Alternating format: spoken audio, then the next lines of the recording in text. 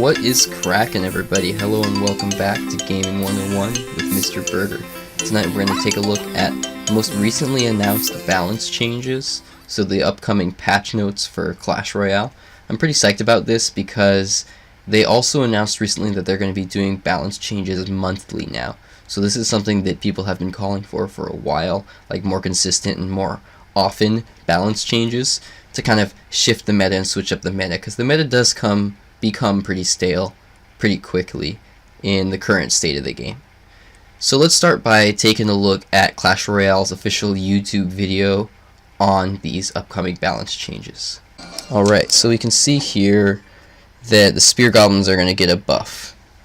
So that's a damage buff, but it's actually an overall nerf. Because the damage is an increase, but the hit speed and the first attack come a lot slower now. Then we got the Goblin Hut. It's also going to get nerfed. So they're really letting the Spear Goblins have it. We got the Mega Knight there. He's getting a spawn damage increase and a jump damage increase, but his regular auto attack damage is being reduced. Next we got the Barbarians. They're going to attack a little bit quicker. But the the Battle Ram, not the barrel, but the Battle Ram has gotten a nerf. It can be knocked back by more things now. It says that it can be knocked back by the log. I think that it was stopped initially by the log, but not knocked back. Now it's knocked back by barrel and so on and so forth. Then we got the Royal Ghost. He's getting another nerf to the invisibility. Takes him a little bit longer to go back invisible. Now this is one that's getting a lot of feedback, a lot of flack. Look at that damage increase. The area damage is only minor, but the radius is pretty significant. Next we got the Valkyrie, and her hit points went up a little bit, so she's a little bit beefier. Let's go back here for a second. A little bit beefier, and her first attack comes a lot quicker, and I'm going to talk about that more in detail as we progress here. We got the Ice Golem. Ice Golem is getting the nerf stick again, minus 5% HP. So that is the official video from Clash Royale. Let's take a look at the Reddit post now, because it goes into more detail, and I'll offer some of my own personal speculation. Alright, let's start with the Spear Goblins. So the most interesting and most significant thing here is that they wanted to make all troops be able to hit one-shot skeletons and bats. The Spear Goblins were basically the only exception. The other really big important thing, actually this might be the most significant thing now, is the Goblin Hut spawns long-range attackers like the Musketeer and the Flying Machine. They can pop the Spear Goblins without taking any damage. So basically what that means is they weren't able to one-shot them before, but they're now able to do so because of that change that they did there. So it's a little bit of an interesting tweak, because I think overall it's slightly more damage, but it's a lot more easy to counter now. So I think that it's going to be an overall nerf. Now the Goblin Hut, the lifetime got reduced, so it produces only 10 goblins now instead of 12. Let's see. So they just wanted to kind of balance that with the other two spawner buildings, or the Furnace and the Barbarian Hut at least. So the Mega Knight, basically he got a really hard nerf recently. He really got the nerf stick hard, and he definitely suffered. So I think they wanted to return him some of his former glory without, making him too OP. And I think that that's good. Personally, I think that that's a good tweak. I think that it'll be a good test, and then if it's not strong enough, or if it's too strong, then they can tweak it again in the next month, because they're going to be doing monthly balance changes now, as previously mentioned. I like what they did, because they made his auto attack less damaging, and made his enter the arena effect and his jump a lot more powerful, so it kind of like sticks more with the theme of him. The one thing that they're pointing out here is that he'll kill Zappies in a single bound now. So that's pretty significant, because Zappies are starting to creep their way into the meta. Alright, so the Barbarians, their hit speed is slightly decreased, which is a buff. They attack a little bit faster. And basically what they said, they suffer from low run rates in every mode there. So I agree with that. Barbarians, I feel like they've been suffering for a long time. And not only the Barbarians, but the Barbarian Hut and the Barbarian Barrel also have been suffering for a long time. And I feel like Barbarians are long since due a buff. Now this is something they didn't include in the video, but let's make sure that we pay special attention to this. They'll also enter the arena a bit further apart, making surrounding placements a bit easier to pull off. So what that means is that they'll be a little bit more spread out, so when you've got an incoming like prince or something like that, or a giant, you can place your 4 barbarians around that unit a lot more easily. Since they're a little bit more spread out, it'll be a little bit easier to kind of swarm or overwhelm them with your barbarians. Alright, now the battle ram. It can be knocked back by barbarian barrel and the log, etc.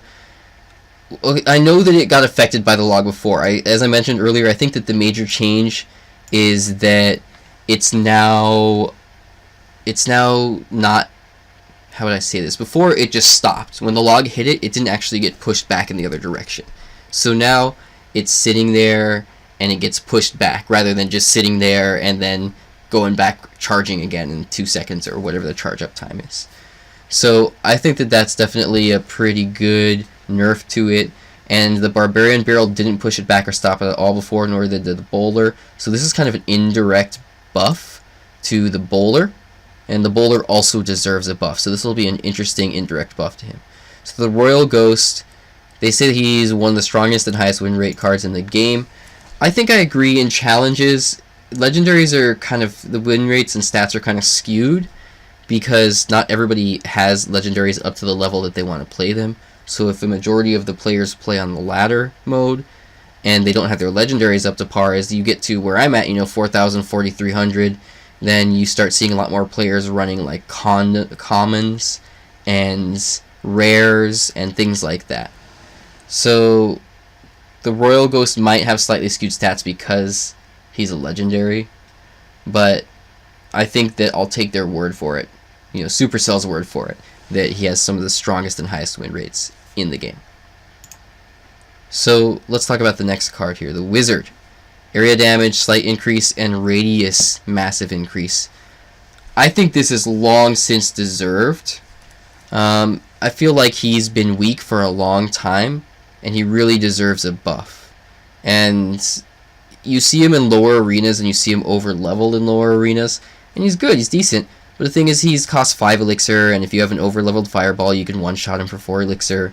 Or you can just fireball and zap it, or fireball and log, and get value on the tower too, and so on and so forth. And then you got the Executioner, who isn't susceptible to fireballs, and there's just better alternatives, So he was kind of suffering, so I think that this will make him, bring him back to, I wouldn't want to say former glory. I think he was decent for a while, but that was probably before I even started playing. But this will definitely bring him up to par, is what I'm trying to say. And I foresee that he will definitely have an increase in usage rates. The Valkyrie. So an increase in hit points. She's been getting buff after buff after buff. Just like the Dark Prince, they really want us to use her.